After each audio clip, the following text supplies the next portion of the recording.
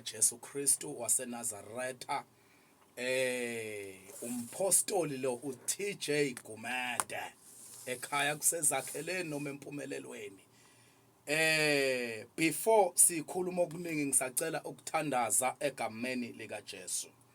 Baba, egameni lika Jesu Kristu waseNazaretha, izwi lakho Baba linamandla, izwi lakho Baba liyaphila, izwi lakho Baba liyadala okungekho kube khona, izwi lakho Baba liyavula indlela ehlane. Baba wethu onamandla, siyathandaza ke nangilwamlaleli nalwamlaleli lapha ekhaya egameni lika Jesu Kristu ophilayo. uNkulunkulu wethu onamandla, lelizwi lisazofinyelela Baba endlebeni zabo. Baba, alwenza umsebenzi ngoba uthe izwi lakho Baba alibuyele emuva lingawenzanga umsebenzi. Egameni lika Jesu Kristu dala ngalo okusha phezu kwempilo zabo, ubuyisithemba ngegama lika Jesu Kristu waseNazaretha, in Jesus mighty name, amen. Cha, siyabonga bazalwane kakhulu egameni lika Jesu. Bese ngishilo ke ukuthi umpostoli lo uTJ Gumede egameni lika Jesu Kristu waseNazaretha ke umfundisi uGumede akekho, Premier Gumede akekho egameni lika Jesu. Mina namhlanje ola egameni lenkosi siyakholwa sibonile lapha ya inkonzo yakhe ukuthi ihambe kahle kakhulu. Siyambonga uNkulunkulu ngalokho egameni lenkosi. Ngicela ke sivule izwi likaNkulunkulu egameni lika Jesu elitholakala lapha ya kwabase Roma chapter number 7 verse number 17 egameni lika Jesu. Roma chapter number 7 verse 17. Ngicela lapha ekhaya uvula indlebe yakho ngoba uNkulunkulu namhlanje uzokwenza a divine appointment namhlanje ukube asize o alekelele impilo yakho egameni lika Jesu. Kufundeka kanje egameni lika Jesu verse 17. Kodwa kalokhu akuseyimi engikwenzayo, kodwa isono esihlala kimi. Ngokuba ngiyazi ukuthi kimi kungukuthi enyameni yami akuhlalo kuhle, ngokuba intando ikhona kimi, kodwa ukwenza okuhle akukho. Verse 19. Ngokuba okuhle engikuthandayo angikwenzi, kodwa okubi engakuthandiyo lokho ngiyakwenza. Egameni lika Jesu. Verse 20. Uma ke ngenza lokho engingakuthandiyo, akuseyime ngenza lokho, kodwa isono esihlala kimi. Linamandla babizwi lakho, thetha ngalo egameni nasegazini lika Jesu uKristu waseNazaretha, amen. Haleluya bazalwane, nali izwi likaNkulunkulu namhlanje entambama egameni lika Jesu.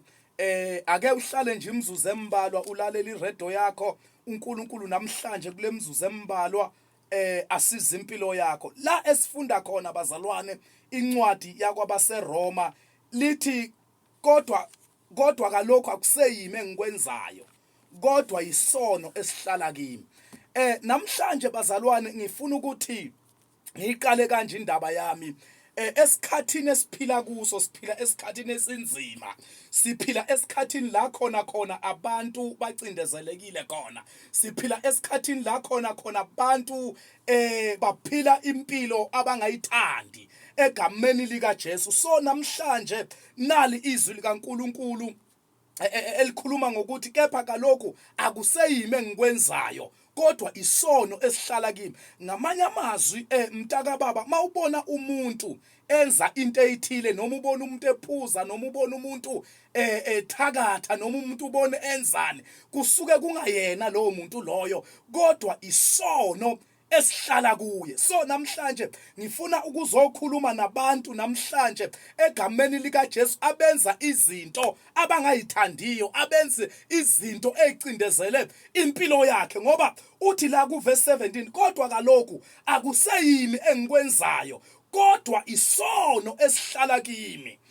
Uverse 18 uthi ngokuba ngiyazi ukuthi kimi kungukuthi enyameni yami akuhlalo kuhle, ngokuba intando ikhona kimi, kodwa ukwenza okuhle akukho. bazalwane uyabona kunabantu namhlanje abaphilayo baphila egameni lika Jesu enyameni yaba kuhlalo kuhle abanye sebazamile ukufuna imisebenzi abanye bacindezelwe imimoya abanye benza nje izinto abangayithandiyo yini indaba inkinga kunomoya osuke uphila kubo ngoba uthi la enyameni yami ngiyazi uthi soyazi ukuthi kungukuthi enyameni yakhe okuhle akusahlala enyameni yakhe kunabantu namhlanje othi mina mfundisi since I was born selokhu ngazalwa empilweni yami angaze ngibone okuhle and leyo nto ke masingakhuluma ngayo kabanzi egameni lika Jesu ezinye zezinto zihambelana nama cases ezinye izinto zihambelana neziqalekiso so uthi ke la kodwa kalokhu uthi kepha no uthi ngokuba ngiyazi ukuthi kimi kungukuthi enyameni yami akuhlala okuhle ngokuba intando ikhona kimi kodwa ukwenza okuhle akukho kungenzeka mzali lapho ke cha even usho umntanakho usuzamile kwanawe uzamile ngokwakho kodwa okuhle akuhlali enyameni yenu okuhle akuhlali ezimpilweni zenu ngifuna ke bazalwane bami ukunivezela na into ukuthi uma ufuna ukubona uSathane ehlangana nomuntu uma ufuna ukubona uNkulunkulu hlangana nomuntu amadimoni ke ayayazi imfihlo yokuphumelela komuntu ukuthi umuntu ukuze aphumelele umuntu ukuze afike esimangalisweni sakhe akahlangane nomuntu so lento ke yamadimoni isebenza kanje uSathane kwesinye isikhathi akakushayi ngemoya yamadimoni mafuna ukulimaza impilo yakho kodwa ukushaya ngabantu kanjani kanje enza ukuthi abantu ekufanele babe sempilweni yakho bangabi khona bese kuthi laba bangadingeki kube yibo nabo empilweni once wahamba nabantu ngoba abantu mabaphila emhlabeni abaphili bodwa kodwa balawulwa imimoya kunemimoya ephila kubo ebalawulayo so amadimoni ke bazani bami asebenza kanje amadimoni uma efuna ukuhlasela impilo yomuntu afike ngamanye amagama amadimoni awanawo umzimba okwenza izinto kodwa idimoni uma lifuna ukusebenza lenza kanje liwumoya liyahamba liyofuna umzimba elizongena kuwo bese liyawusebenzisa bese ubona wena lowo muntu loyo enza ezinye izinto ezingajwayelekile even nebehavior yakhe uthola ukuthi iyashintsha wonke lawo ama signs ukuthi lo muntu lo akaphili yedwa kodwa kunemoya ephila kuye ngoba vele mawungenwe amadimoni mawungenwe yimimoya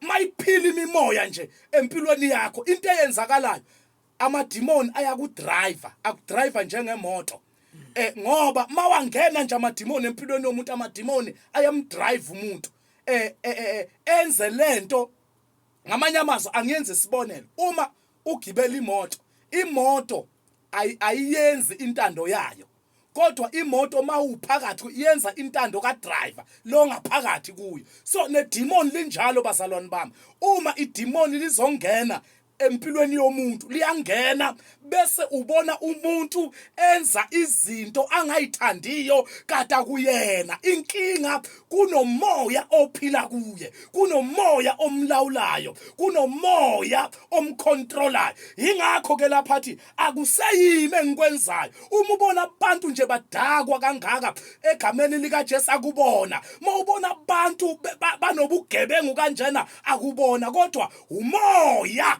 ophila kubo umoya ke bazani bami udinga ukukhishwa umoya uyakhishwa enye indoda lapha ike yangena umoya egameni lika Jesu elithi iBhayibheli kunendoda eyangena umoya sephila impilo yasemathuneni ngiyayicabangela nje ukuthi leya ndoda leyana beyiphila impilo emnandi beyiphila kamnandi leya ndoda leya mayiphila kamnandi kwangena umoya yayophila impilo yasemathuneni yayophila impilo yasemangcwabeni leyo nto leyo iyaveza ukuthi lo muntu lo bekungaphili yena kodwa bekuphila umoya phezulu kwempilo ngoba umoya mawungena kumuntu umoya unandaba ukuthi ubani mawungena umoya kumuntu uyakushintsha ube umuntu ongajwayelekile uma ungena umoya kumuntu ukwenza ukuthi uphile nempilo ongayithandiyo ngoba kusuke kungawena kodwa kusuke sekune force yalomoya ekulawulayo nekuphushela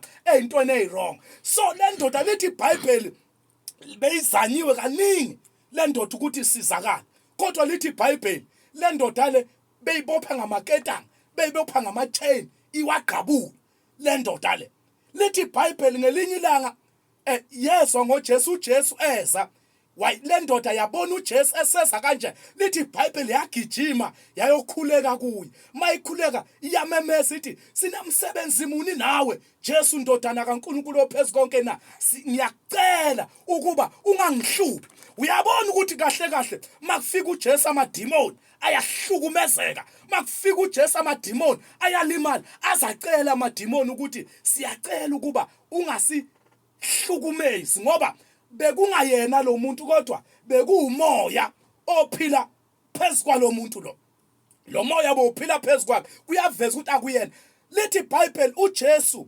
mafika kulo muntu lo wathi ungubani igama lakho lithi iBhayibheli wakhuluma lo moya kulo muntu wathi nginguLegion ngokuba sibaningi uyabona ukuthi umoya mawungenile phezulu kwempilo yomuntu ukwenza ukuthi ungaphili impilo oyithandayo wenza ukuthi uphile impilo yokucindezeleka yenza ukuthi uphile kabuhlungu abanye abantu ngoba usho noma ungaba nemali engakanani kodwa mawungenwa amadimoni uzophila kabuhlungu ngoba umsebenzi wamadimoni mafika empilweni yomuntu asuka azohlukumeza impilo yomuntu amenza ukuthi aphile kanzima amenza ukuthi acindezeleke amenza ukuthi sike safika nje komunye umuzi last week ePietermaritzburg masifika khona ayisiyathola ukuthi hey lo muntu lo muzi lo banenkinga baze bashiya umuzi yini indaba amadimoni imimoya ephezulu kwabo imimoya ephila kuleli khaya uyabona ukuthi uma ungenawo umoya kaNkuluNkulu angeke uzukwazi ukumelana nemimoya ngoba umoya ukhishwa ngomoya umoya ukhishwa ngezinye izinto kodwa umoya okumuntu ngoba nawo operator spiritual ngoba yonke into umuntu ombona yiyo nje ngaphandle i-attack ayiqalanga physical kodwa i-attack iqale kwelika moya iqale ezweni elingabona abanye bangafakaza ukuthi hey mfundisi mina ngaphupha ngidla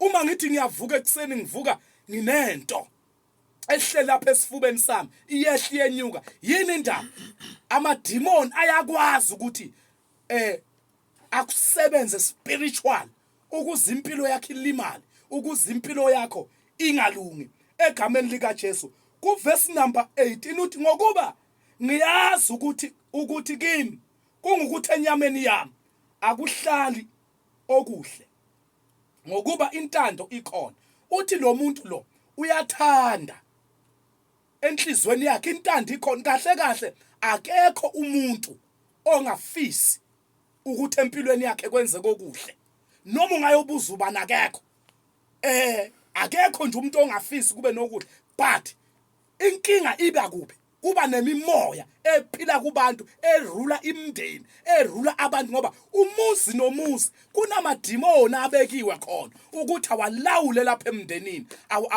awalibulale lo mndeni awadestroy impilo yalomndeni so ngifuna kuzomemezela ukuthi ngizokhuluma nabantu abazothi hey mpostoli kaNkuluNkulu hey empilweni yami akuhlala okuhle sengizamile ngifaka ama-CV akulungi lutho ngizamile nasemsebenzini akungihambeli kahle ngifuna kuzosiza labo bantu egameni lika Jesu ngoba uNkulunkulu wami ovula indlela ehlane kufanele akusize uNkulunkulu wami ovula iminyango kufanele akulekelele ngoba lo nkulunkulu esimkhonza unamandla lo nkulunkulu esimkhonza uyaphila lo nkulunkulu esimkhonzayo uvula indlela ehlane so ngizomemezela uJesu ngempela othi mafike empilweni yomuntu amenza umuntu abe ngokho abakhululekileyo impela ngoba lithi iBhayibheli uma indodana inikhulula niyakuba ngabakhululekileyo impela. So namhlanje ngizomemezela abazali bami ukuthi nangu uJesu okhulula impilo yomuntu, nangu uJesu olekelela umuntu, nangu uJesu okwenza ube ngokhululekileyo impela. So namhlanje ke ngizokhuluma nabantu abathe impostoli kaNkuluNkulu enyameni yami akuhlala okuhle. Sithunyele kubo labo bantu ukuba impilo yabo ishintshe. Khona uJesu onamandla, khona uJesu. Abanye nje sizobasiza even sho kulento yama cases, lento yama generational cases, iqalekiso zemndeni. Abanye bayakhula emindenini, uthola ukuthi baphile emndenini babanjwe lento yeziqalekiso zabantu abadala, ngoba iziqalekiso zabantu abadala kuyenzeka zehlele egameni lika Jesu kubantu abeza ngemuva. So ke namhlanje ngizokhuluma nalabo bantu abathi mpostoli kaNkuluNkulu enyameni yami akuhlala okuhle, intando yona ikhona kodwa ukwenza okuhle akukho, akuhlala okuhle. Uverse 19 uthi ngokuba okuhle engikuthandayo angikwenzi, kodwa okubi engakuthandiyo lokho ngiyakwenza. Inkosi yami uthi lokho okuhle engikuthandayo angikwenzi. So kunabantu namhlanje egameni lika Jesu othu lezi zinto ngempela ekufanele kube ziyabasiza, lezi zinto ekufanele kube ngempela ziyabaphumelisa abazenze, kodwa lezi abangayithandi ezimpi izona lezi zinto abazenzayo. Idalwa yini lento? Idalwa umoya osuka uphile empilweni yomuntu, ngoba kunabantu la ngempela selokhu baba khona emhlabeni akuhlala okuhle empilweni yabo, intando yona ikhona kodwa ukwenza okuhle akukho. So tonight ngizomemezela into ethi uyabona lapho khona mawungakulokotha uthatha uJesu, ngoba kusiza ngani ukuthi wena ufuna izinto zika Jesu kodwa yena ungamfuni, ngoba uJesu yena uye okwenza ukuthi ube ngokhululekile impela. Ngoba uthi indodana uma nikhulula nje nikhululeka impela. Lize lithi kwenye indawo kwabaseKorinte la inkosi yiwo umoya, la umoya wenkosi ekhona kukhona inkululeko. Uma uyibuza wena yini lento ekwenza usothandazele kangaka ungasizakali, inkinga umfuni uJesu. Wena ufuna izinto kodwa uJesu awumfuni. Namhlanje ngizothi mangakuthatha uJesu namhlanje kube kanye impilo yakhe ingashintsha. Mangakuthatha uJesu namhlanje your life will never be the same again, ngoba ngizothandaza uNkulunkulu asiza impilo yakho lapho ukhona. So siqhubeke nevesi uthi ngokuba lokhu okuhle engikuthandayo angikwenzi, kodwa okubi engakuthandiyo lokho ngiyakwenza. Ibhlungu leyo mpilo leyo. Uthola ukuthi wena egameni lika Jesu kuyenzeka uyaphuza kodwa usathandi. Uthola ukuthi ubhema ugwayi kodwa usathandi.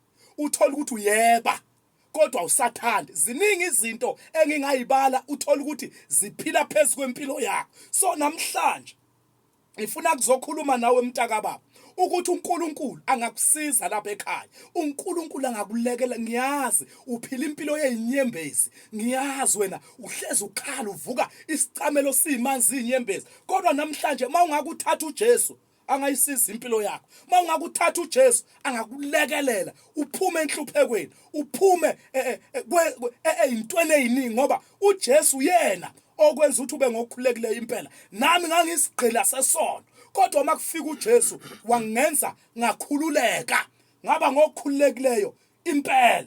So siqhubeke nevesi uthi ke kuverse 20 uma ke ngenza lokho engakuthandiya kuseyimi engenza lokho kodwa isono esihlala kimi. Inkosi yami uyabona wonke umuntu mawubona nje umuntu enza into akuyena embi akuyena, ngoba kunabantu la abenza izinto ezimbi kodwa basathanda. Kunabantu la abenza izinto bacindezelekile, kuneforce ephile empilweni zabo. uNkulunkulu namhlanje angakusiza namhlanje. uNkulunkulu angayilekelela impilo yakho. Ngiyazi wena uwaste imali kakhulu awusizakali, kodwa uJesu namhlanje asengakusiza. Athi uDavid ekuhluphekeni kwami ngakhala kuJehova, uJehova wangiphendula. Lo uNkulunkulu esizommemezela la uNkulunkulu othi mawukhala kuye uyayizwa imithandazo yakho, uyakuzwa ukukhala kwakho.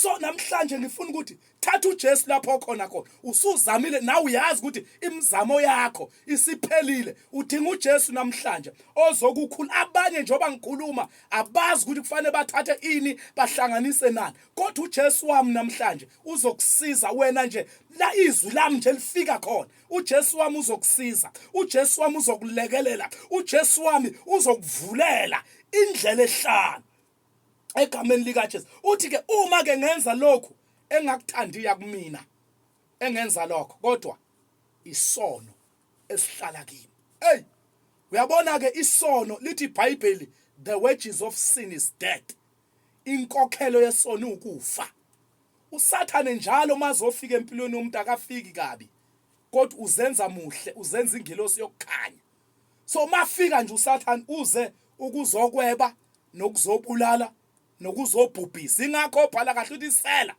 alizi kungongokweba nokubulala nokubhubhisa bonke abantu abahlangane nesela njengamanje bakhala inyembezi bonke abantu abadibane nesela bayantandanisa bonke abadibane nesela libashiya banenzondo ngoba isela maliza ku alizi ngeke into eliyibonile kodwa liza kuwe ngoba lidonswa isomething mawuyibona nje emzalwane wami lapha ekhaya uyahlasela zibona ukuthi uphethe into enkulu kabi isitha hayi ngoba sifuna wena kodwa sifuna lento evalelwe kuwe egameni likaJesu ingakho inombolo la ngizoyibiza ulungisa ipeni nephepha lapho ngizoyibiza inombolo ukuze ungalali ungasithumelanga isicelo sakho ngoba ukuthumela isicelo sakho ngizokuthandazela abanye bafona abanye bathumela izicelo zabo abanye bazoyithumela ku WhatsApp abanye bayithumele ngama SMS aba SMSayo ngoba uNkulunkulu wami kule nombolo engizoyibiza la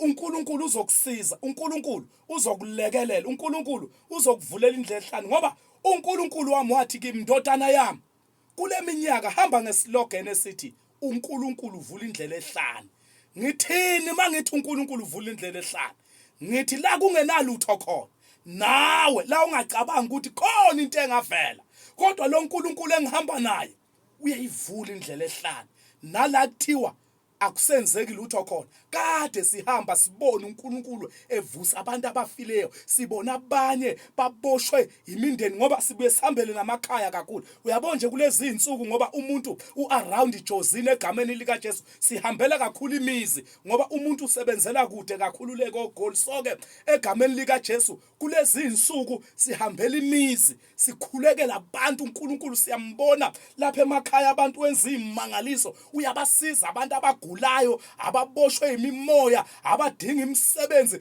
ngiyambona uNkulunkulu wami ovula indlela ehlanu uyabasiza abantu baloke bafakazile abantu ukuthi hey nanga uNkulunkulu wakho umpostoli esivulela indlela ehlanu ngithi washo vele ukuthi uvula indlela ehlanu number 2 wathi indodana yami hamba ngeacceleration anointing yini acceleration anointing bazalwane bami ugcobo olusheshayo ugcobo olusheshayo lwenzani lwenza ukuthi uma ngeke ngabeka isandla phezukwakho izinto ekakufanele zikuthathe 10 years zizokuthatha 1 week izinto ekakufanele zikuthathe 1 year zizokuthatha 2 days izinto ekakufanele zikuthatha unyaka noma inyanga zizokuthatha 1 minute ngoba sihamba ngogcobo olusheshayo lapho ke xa ngicela ukukuthuma ngicela ukulinga uNkulunkulu kaMpostoli uTJ ubone ukuthi uNkulunkulu uzokwenzelani ubone ukuthi uNkulunkulu wami ngeke naza kusiza lo uNkulunkulu engihamba naye bazalwane unguNkulunkulu oyenza umuntu abe ngokhululekileyo impela akukhululeke ngempela so ngizomemezela inkululeko lapha egameni likaJesu wena nje olalelele redo uNkulunkulu wami uzokusiza ngifuna uthumela isicelo sakho umlinge nje uNkulunkulu uthi ake awumlinge nje kube kanye uzokusiza wena ofuna umsebenzi uzothumela isicelo sakho wena ogulayo uzothumela isicelo sakho wena onenkinga ohlaselwe imimoya emndenini uzothumela isicelo sakho kule number yami engizoyibiza la uzokusiza uNkulunkulu ungalali thumela mangiqeda nje ukuyibiza uzofona ekuyo le nombolo yami uphinde wena WhatsApp uthumela isicelo sakho uzosithumela kanjani ke isicelo sakho uzosithumela kanjani isicelo sakho uzofika lapha ku WhatsApp noma ku SMS ubhale igama lakho nesibongo sakho bese ubhala indawo okuyo bese ubhala isicelo sokuthi mina mpostoli ngicela ukuthi ungikhulekelele nakho nginenkinga. Uma kungikuthi uyadinga isimo sakho ngempela siyaphuthuma, sidinga ukuthi siyonyathela lapho ohlala khona, siyonyathela ekhaya, you are welcome. uNkulunkulu wami uzokusiza, sizofika kuko la singafiki khona, sizofika.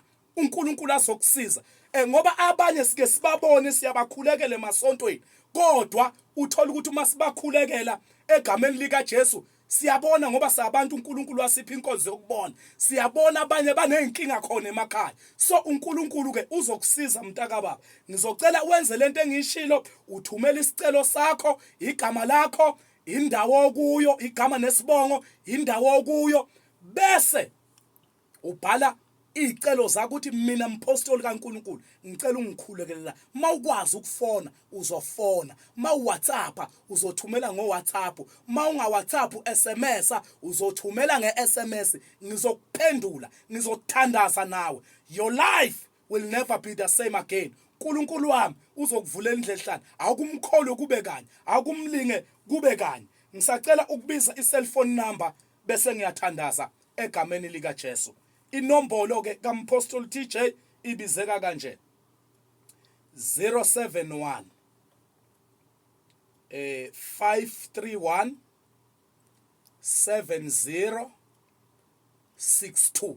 Cela ukuyiphinda: 071 531 7062. Thumela kuleyo nombolo isicelo sakho ku WhatsApp, uthumele nge-SMS, ufone kuleyo nombolo. uNkulunkulu wami uzokuvulela indlela ehlane. Ake ngithandaza. La mawugula nje lapho khona ubambe egameni lika Jesu la ogula khona, ngiyathandaza manje ngithumela umlilo, ingilozi yami izokusiza lapho ukhona ekhaya egameni lika Jesu. Ake ngikhuleke. Baba, egameni lika Jesu Kristu waseNazaretha, uyinkosi enamandla, uyinkosi ephilayo. Uthe baba ezwini lakho okungenzeki kubantu, kodwa baba kuwe kuyenzeka. Nangu luyamlaleli naluyamlaleli ekhaya egameni lika Jesu. Abanye bayagula, abanye banezimo zeminyaka, abanye sebazamile ngapha nangapha kodwa basizakali. Baba, ngiyathandaza umlilo wakho namandla akho egameni lika Jesu waseNazaretha awubaphilise emakhaya, ubasize ngegama lika Jesu. Ngoba baba ushilo wena ezwini lakho wathi uma indodana inikhulula niyakuba ngabakhululekileyo impela. Ngegama lika Jesu Kristu waseNazaretha siyathandaza baba,